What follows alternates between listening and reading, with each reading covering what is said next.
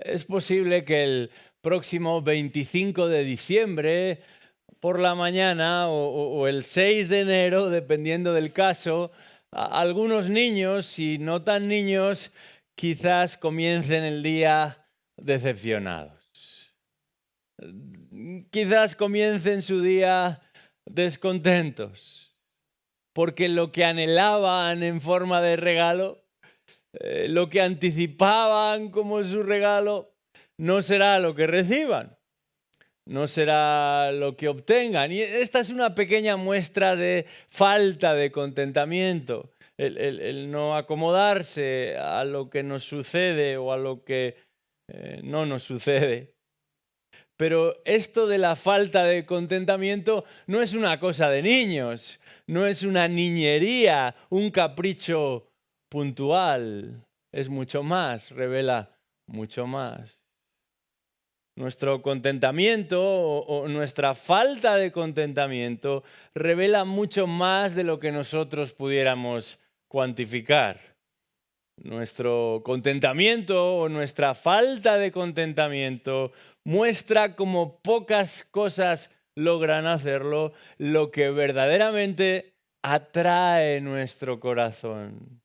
Demuestra como pocas veces puede hacerlo este contentamiento o esta falta de contentamiento, aquello a lo que aspira nuestro corazón y el punto exacto en el que se encuentra nuestro corazón. Os invito en esta noche a abrir vuestras Biblias al capítulo 4 de Filipenses, porque aquí estaremos leyendo los versículos que van del 10 al 14, ya que en este texto se nos ofrecen tres elementos que nos permiten evaluar si el contentamiento es parte de lo que somos, si el contentamiento es parte de cómo somos. Filipenses capítulo 4, vamos a estar leyendo los versículos del 10 al 14. Dice así la palabra de Dios. Me alegré grandemente en el Señor de que ya al fin habéis reavivado vuestro cuidado para conmigo. En verdad, antes os preocupabais, pero os faltaba la oportunidad. No que hable porque tenga escasez, pues he aprendido a contentarme cualquiera que sea mi situación. Sé vivir en pobreza y sé vivir en prosperidad.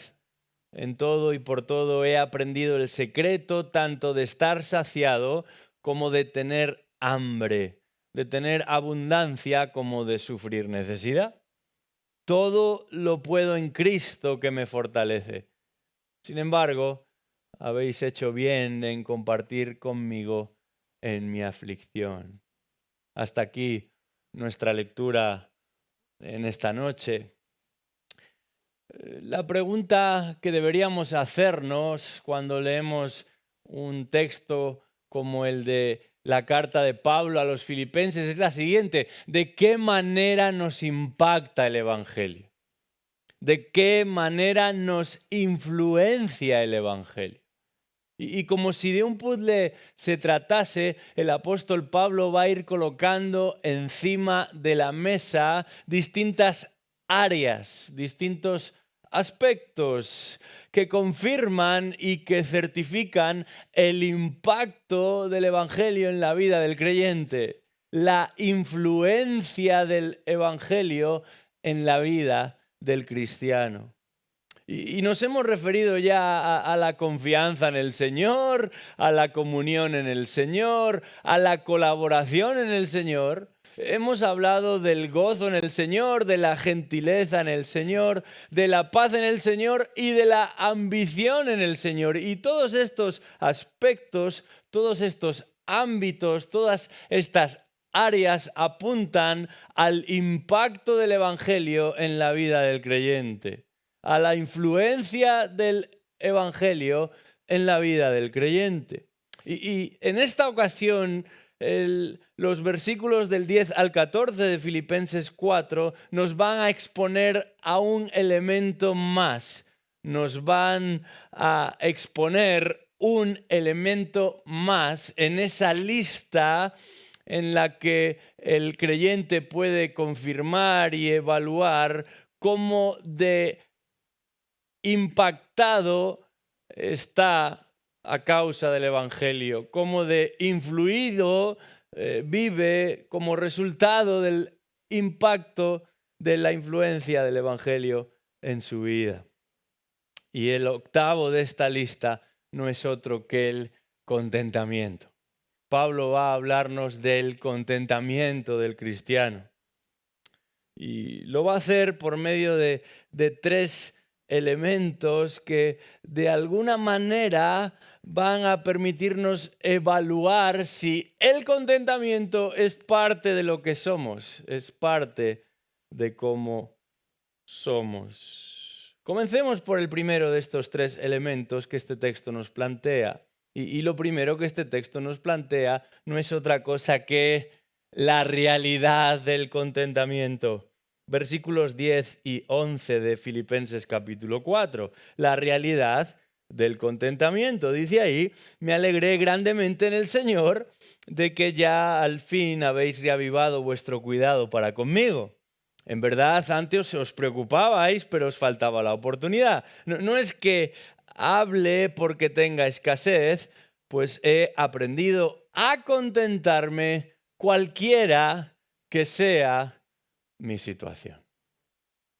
La realidad del contentamiento. Es interesante que este pasaje comienza apuntando al cuidado de los filipenses con respecto a Pablo, versículo 10, y termina señalando el compartir de los filipenses con respecto a Pablo, versículo 14. Y es que nos acercamos peligrosamente al final de la epístola de Pablo a los filipenses. Pero antes de concluir, antes de terminar, antes de acabar su carta, el apóstol quiere agradecer a los filipenses la generosidad de los filipenses. Quiere agradecer a los creyentes de esta iglesia local tanto el cuidado como el compartir de los creyentes de esta iglesia local para con Pablo. Y en ese camino, en el camino a culminar su carta con gratitud por los que van a recibir la carta, el apóstol va a introducir un elemento más, un distintivo más en esa lista de distintivos, de marcas, de rasgos que forman y que conforman el carácter del cristiano. Y no es otra cosa que el contentamiento. Un puritano llamado Jeremiah Burroughs definió el contentamiento como una joya rara. Y no se equivocaba. De hecho, en los versículos que acabamos de leer, el apóstol va a incidir también en lo ajeno, en lo anómalo, en lo extraño que es esto del comportamiento.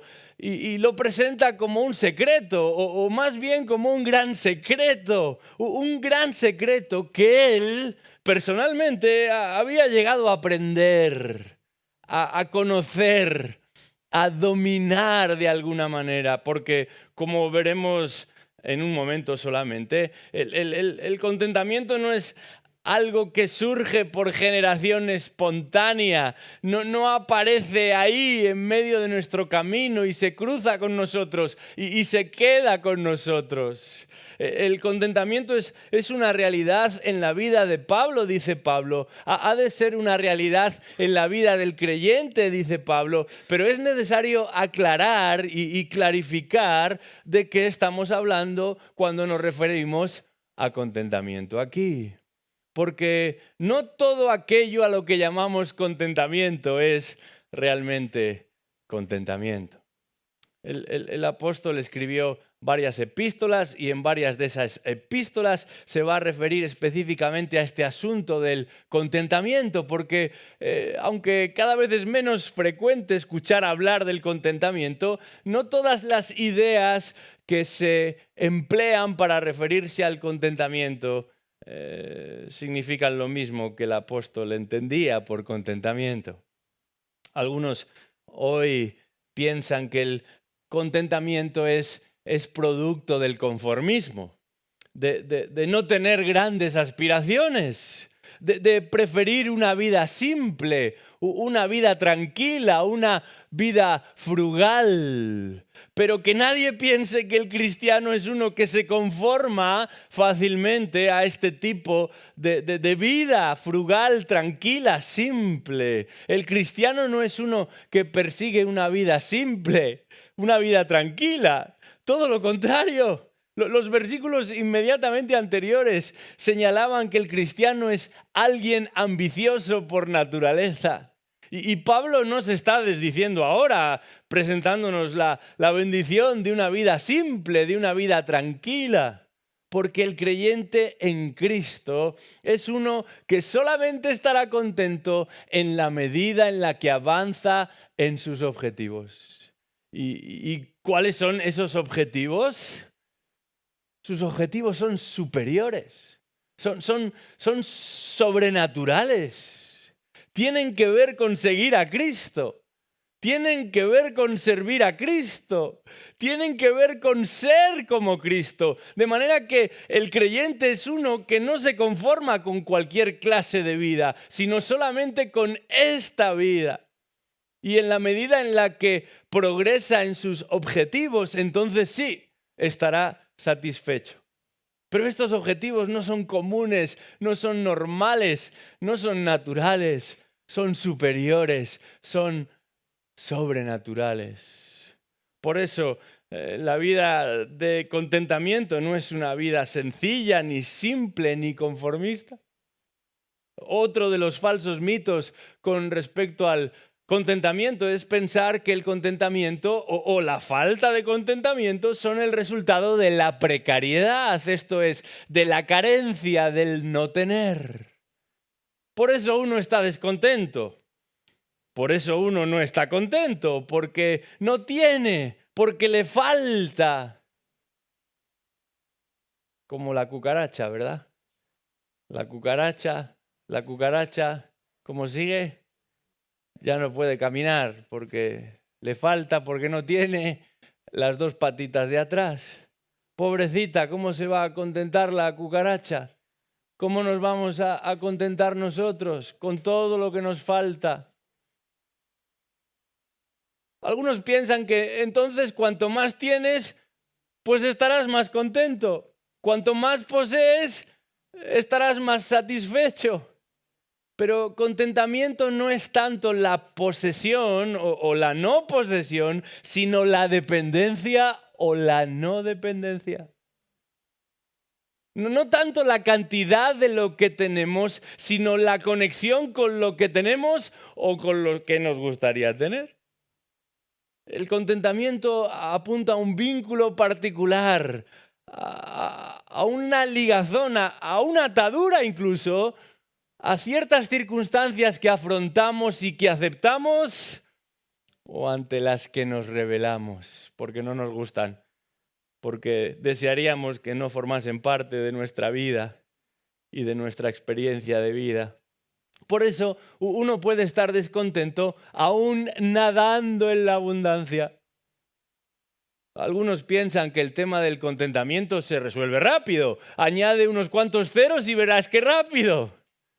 El razonamiento es simple. Cuando ya no falta nada, entonces ya no deseo nada. Como ya estoy lleno, entonces estoy contento. Pero esto no es verdad. Vivimos en un momento de la historia, en el momento en la historia, al menos en lo que al mundo occidental se refiere, en el que hemos tenido más, en el que hemos poseído más, en el que hemos disfrutado de más.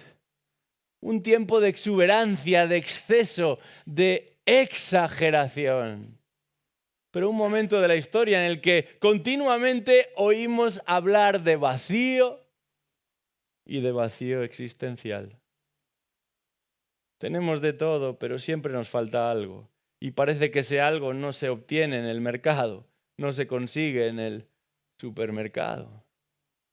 Al punto que todo este exceso y exuberancia solamente ha acentuado nuestra falta de contentamiento.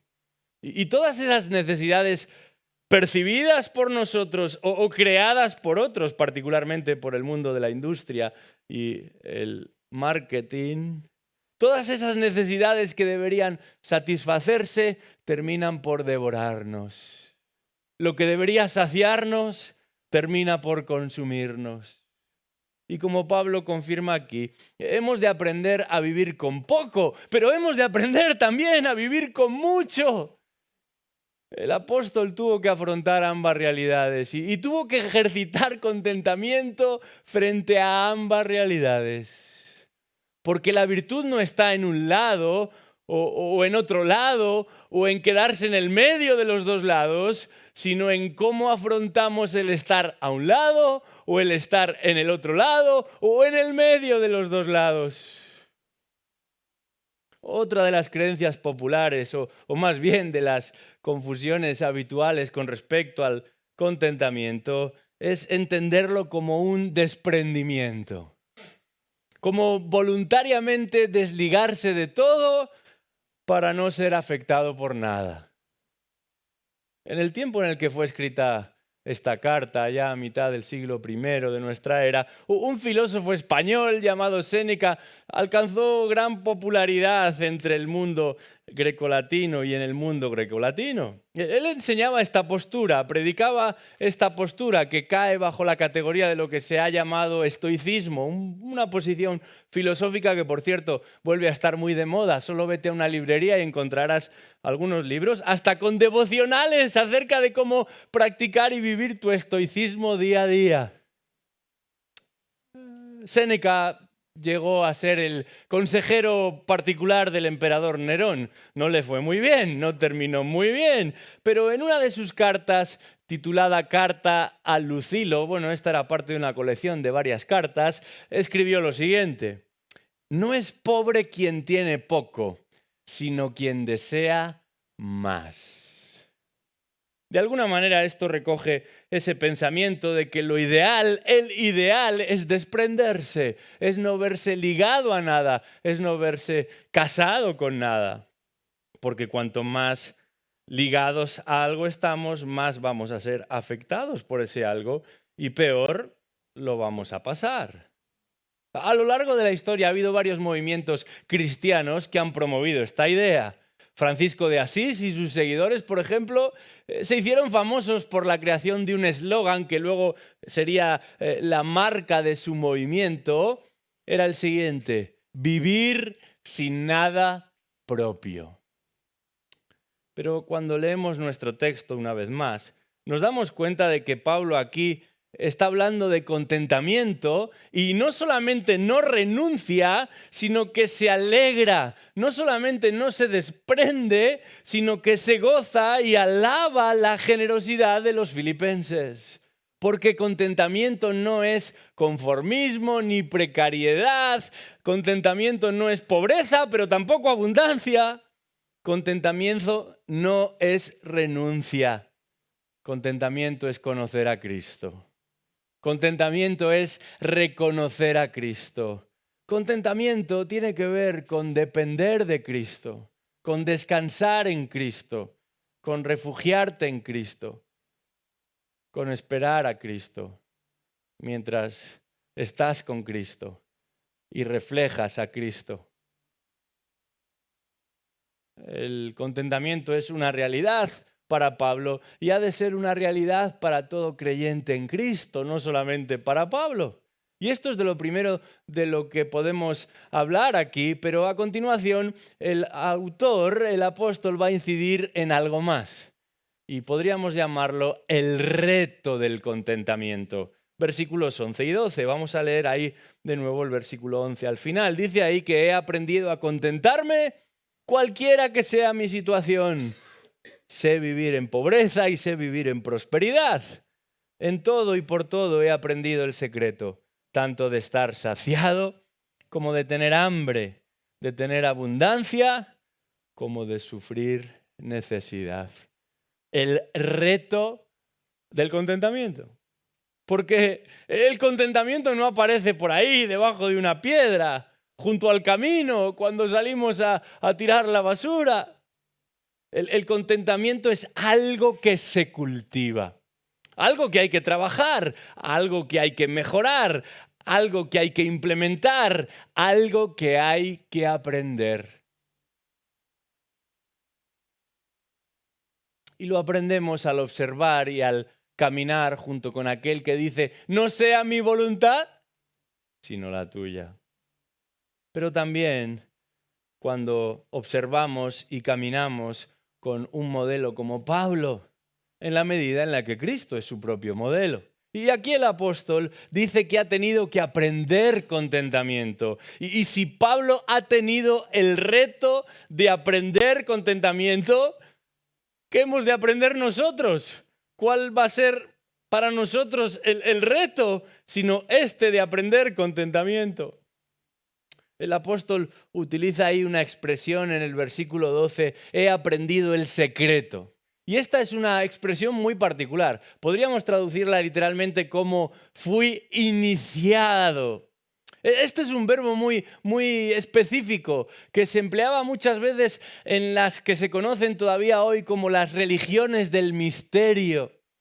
Religiones para profesionales. La mayoría de los ciudadanos en esta época, bajo el Imperio Romano, en el Imperio Romano, practicaban lo que se llamaba la religión cívica, la religión del Estado. Seguían las normas y los preceptos, celebraban las fiestas, guardaban las fechas más destacadas que el imperio promovía, que el imperio promocionaba. Pero había ciertos individuos que tenían una preocupación particular por esta vida y por la que vendrá. Y buscaban algo más que el calendario general.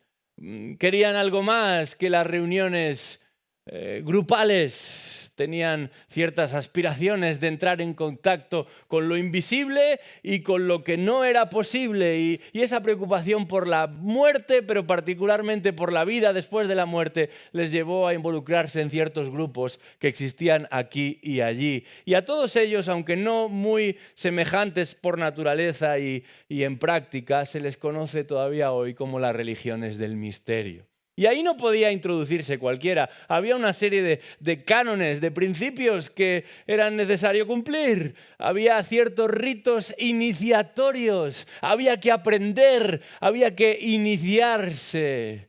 Y eso, según cuál fuera esta religión, iba a suponer ciertas prácticas, a veces secretas. Por eso se habla de religiones del misterio, porque lo que hacían no es público, lo que hacían no se llevaba a cabo ni a la plena luz del día, ni en medio de la plaza, como las otras celebraciones cívicas.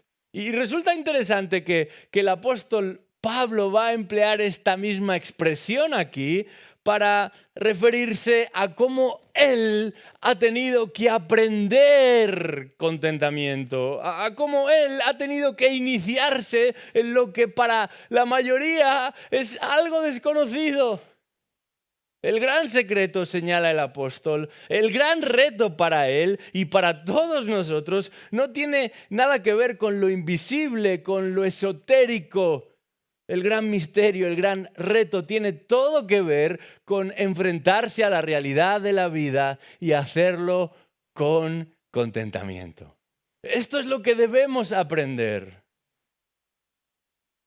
¿Y a qué se refiere esto de aprender contentamiento sin importar la situación, sin importar la condición? Bueno, tiene que ver con aprender acerca de la comprensión de Dios. Aprender que Él sabe mejor de qué manera nosotros vamos a crecer. Y vamos a crecer más. Vamos a avanzar y vamos a avanzar más. Vamos a aferrarnos y vamos a aferrarnos más a Él. Contentamiento tiene que ver con afirmar lo que Dios afirma como lo mejor para nosotros, porque lo que Dios afirma como lo mejor para nosotros es lo que más nos va a ayudar a conformarnos a Él, a venir a ser como Él, a llegar a ser semejantes a Él. Y por eso nos contentamos, venga lo que venga. Pero aprender contentamiento tiene que ver también con aprender acerca de la corrección de Dios. Porque Él nos va a corregir, Él va a intervenir, Él nos va a reorientar, Él nos va a disciplinar cuando llegue el momento de hacerlo. Y contentarnos con su intervención es lo que nosotros necesitamos para aprovechar esa intervención.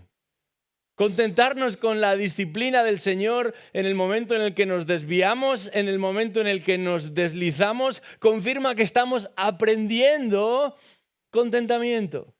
Y estamos aprendiendo contentamiento porque reconocemos que lo que Dios hace con nosotros y para nosotros y en ocasiones también contra nosotros, cuando nos rebelamos ante Él, cuando nos oponemos a Él, significa afirmarlo a Él y negarnos a nosotros. Significa tomar la cruz para seguirle a Él. Significa morir a nosotros cada día para vivir por Él todos los días.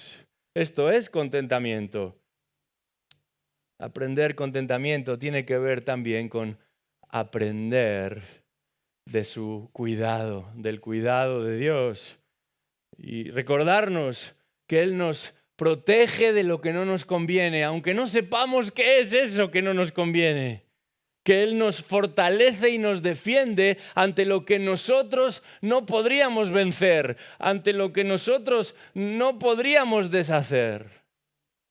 El fortalecedor del que hablaremos en un momento nos defiende y nos protege de lo que no nos va a hacer bien.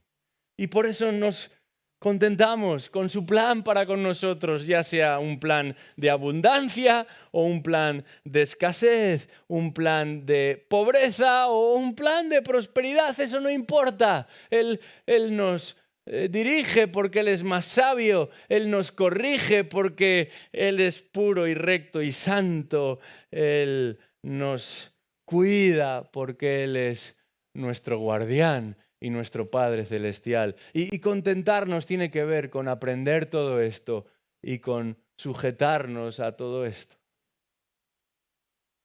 Pero hay algo más.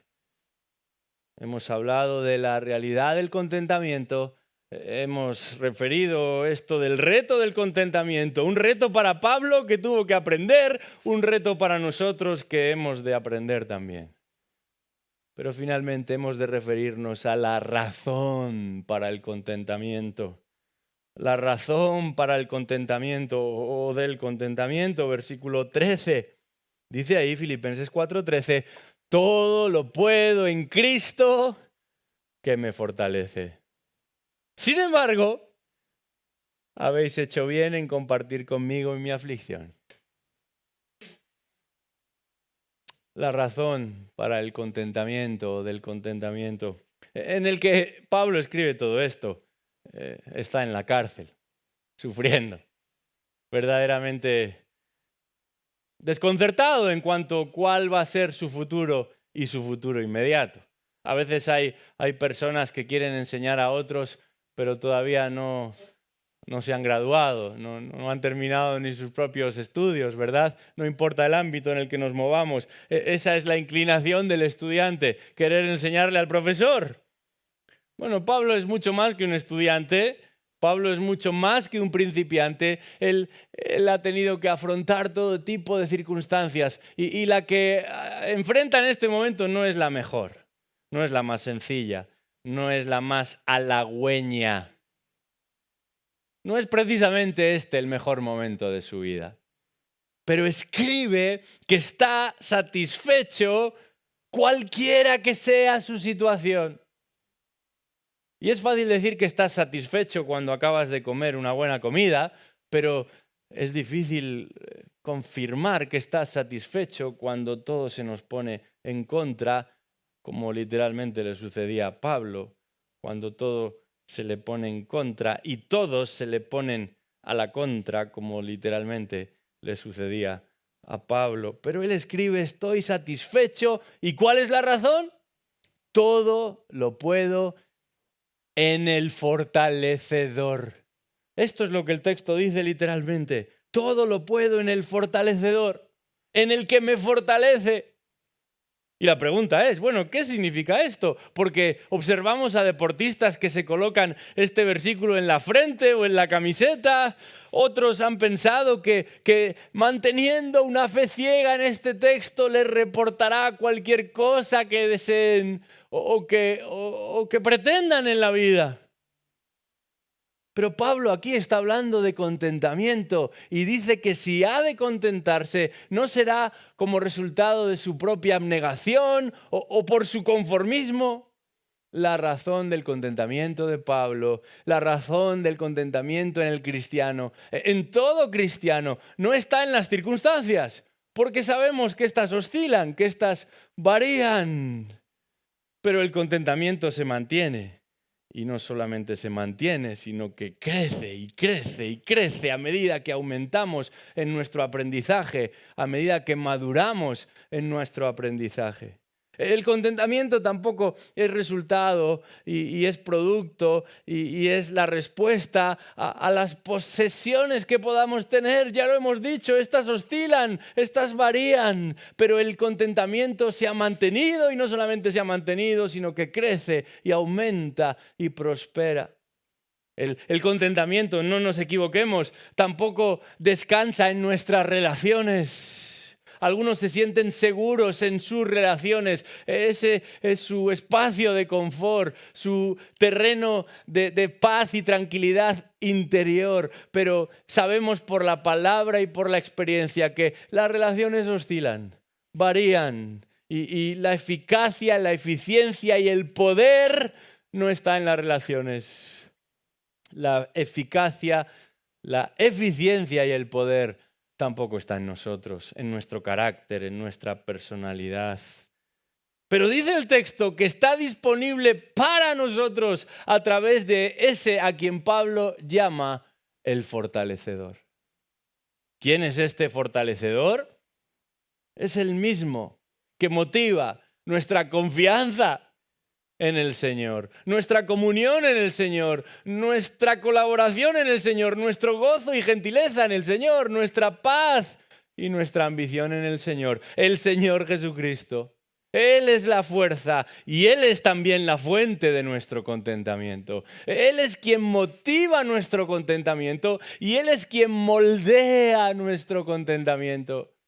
Nuestro contentamiento se encuentra en Cristo y solamente en Cristo. En nuestra dependencia de Cristo, en nuestra experiencia de Cristo, en aprender de Cristo, en apropiarnos de Cristo. Como dice el himno, en su poder está nuestra fortaleza. ¿Realmente lo creemos? ¿Es esta nuestra hoja de ruta? ¿Nuestra descripción de vida? Dice Hebreos 13:5, sea vuestro carácter sin avaricia, contentos con lo que tenéis, porque Él mismo ha dicho, nunca te dejaré ni te desampararé. De manera que decimos confiadamente, el Señor es el que me ayuda, no temeré. Su promesa es nuestra fortaleza, su compañía es nuestro contentamiento. Déjame decirte algo. Nunca caminamos más alineados con Dios que cuando aspiramos y disfrutamos con lo que Dios disfruta. Y dice la Escritura que el contentamiento de Dios se encuentra exclusivamente y plenamente en la persona de su Hijo Jesucristo. Es de Él de quien dice eso, en Él encuentro contentamiento, complacencia, satisfacción. De manera que esta no es simplemente una característica de un apóstol, ha de ser la realidad de todo creyente en Cristo, porque esto no nos va a decepcionar, esto no nos va a descontentar.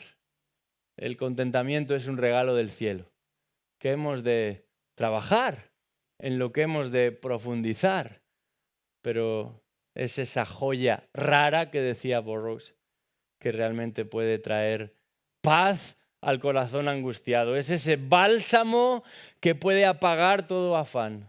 Es ese combustible que puede movilizarnos aun cuando estamos parados y extasiados con cualquier otra realidad menor a la que la palabra de Dios nos expone. Y la conclusión es que ninguna es comparable a este Cristo que se ha entregado por nosotros y que lo ha hecho para satisfacernos a nosotros y traer toda la gloria al Señor de los cielos. Dice el versículo 14, sin embargo, habéis hecho bien en compartir conmigo en mi aflicción. Porque el contentamiento en la Biblia nunca está reñido con la generosidad. Y si Dios quiere, la próxima vez hablaremos de la generosidad como ese factor definitivo que el apóstol incluye aquí y que confirma el impacto del Evangelio en nuestra vida, la influencia del Evangelio en nuestra vida. Pero hasta entonces, sigamos meditando en el contentamiento, porque es algo en lo que sin duda hemos de crecer y nosotros seremos los primeros beneficiarios de ello. Vamos a orar. Padre Celestial, en esta noche te damos las gracias por tu palabra y por tu persona encarnada en la persona de Jesucristo. Porque cualquier vacío es llenado con Él. Cualquier mancha es lavada con Él. Cualquier duda o confusión es superada en Él y a través de Él. Él es nuestro todo. En Él lo tenemos todo. Y por eso podemos vivir tranquilos, satisfechos, contentos. Te damos las gracias por el Evangelio de Jesucristo y la obra que está haciendo en nuestra vida. Y te pedimos que podamos, igual que Pablo, ya sea la situación que sea, el ser agradecidos y el estar contentos sabiendo que tu mano está con nosotros. Te alabamos en este día en el nombre de Jesús. Amén. Le voy a pedir a Gersón